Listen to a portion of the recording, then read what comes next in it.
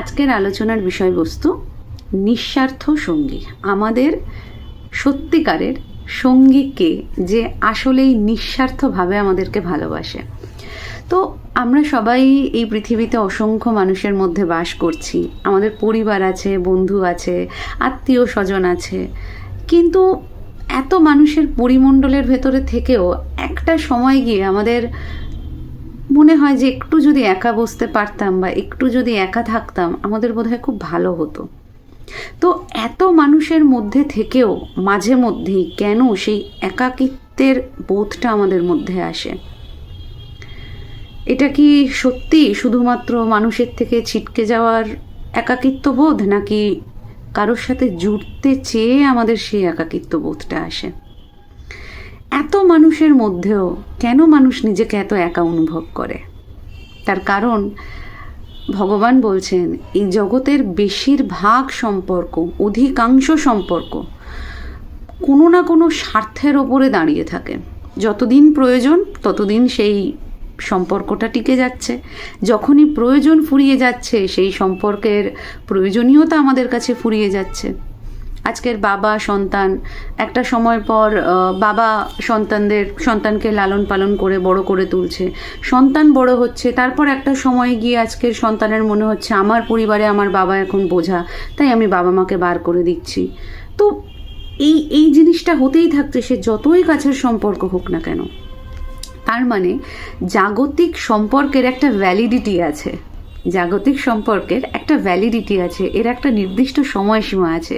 যখন এই সময়সীমাটা ফুরিয়ে যাচ্ছে তখনই আমাদের এই সম্পর্কগুলোও কেটে যাচ্ছে। আমরা জগতে থাকাকালীন আমরা বলে বেড়াচ্ছি যে এ আমার খুব আপনজন, ও আমার প্রাণের মানুষ, কিন্তু সময়ের পরীক্ষায় দেখা যায় সেই সম্পর্কগুলো স্থায়ী হচ্ছে না, সেই সম্পর্কগুলো স্থায়ী হয় না। হ্যাঁ, জীবনের জন্মের পর থেকে যদি আমি যাইও তার সাথে, একটা না একটা সময় মৃত্যু গিয়ে তার সাথে আমার বিচ্ছেদ ঘটাচ্ছে। মৃত্যু আমার বিচ্ছেদ ঘটাচ্ছে। তাই ভগবান সত্যের দিকে আমাদেরকে নিয়ে যাচ্ছেন। সেটা কি? প্রশ্ন করতে শেখাচ্ছেন। কা তব কান্তা কাস্তে পুত্রাহা, কে তোমার স্ত্রী, কে তোমার পুত্র? এর অর্থ কিন্তু সম্পর্ককে আমি অস্বীকার করছি না, কিন্তু সম্পর্কের এই যে জাগতিক সম্পর্কের অনিত্যতা, এটাকে প্রশ্ন করা হচ্ছে।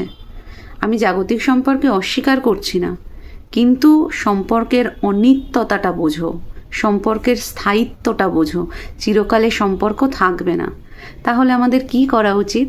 তাহলে যে সম্পর্কের ভ্যালিডিটি মৃত্যুর পরে পর্যন্ত থেকে যাবে, অথবা জন্মের আগে পর্যন্ত থেকে যাবে এবং সারা জীবন ভোর আমাদের সাথে থেকে যাবে, সেই সম্পর্কটাকে খোঁজো।